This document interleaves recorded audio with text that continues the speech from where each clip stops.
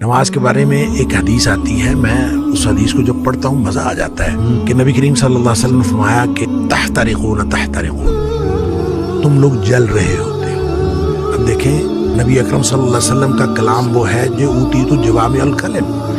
مجھے کلام کی جامعیت عطا کی گئی، یعنی تھوڑے الفاظ سے زیادہ مفہوم نکلتا ہے۔ وہ اللہ کے نبی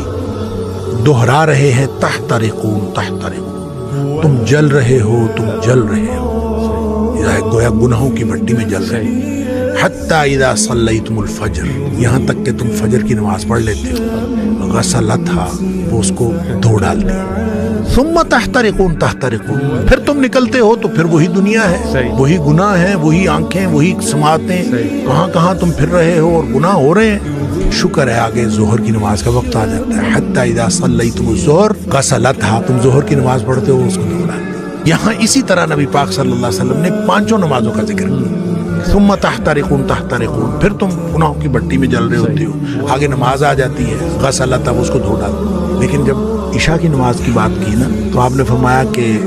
حتی اذا صلیتم العشاء غسلتھا، وہ اس کو دھو ڈالتی ہے۔ اس کے بعد آپ نے ثم تحترقون نہیں فرمایا، آپ نے فرمایا تو ثم تنامون، پھر تم سو جاتے ہو، پھر تم سو جاتے ہو، فرمایا پھر کچھ نہیں لکھا جاتا، یعنی پھر گویا وہ جو گناہ ہو رہے تھے وہ گناہ ختم ہو گئے۔ سوئے ہوئے کے آدمی کا تو کچھ نہیں لکھا جاتا، سوئے ہوئے سے قلم اٹھا لیا جاتا، تمہارے اوپر کچھ نہیں لکھا جاتا حتی تستيقظوا، جب تک تم جاگ نہ جاؤ۔ اچھا اس کا مطلب یہ ہے کہ جو نہیں سویا عشاء کے بعد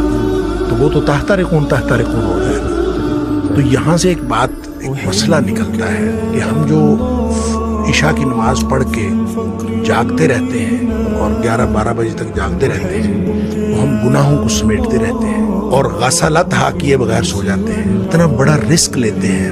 اس لیے نبی پاک صلی اللہ علیہ وسلم نے حضرت ابو ہریرہ رضی اللہ تعالیٰ عنہ کو فرمایا تھا کہ ابو ہریرہ سونے سے پہلے وتر پڑھنا نہ بھولنا۔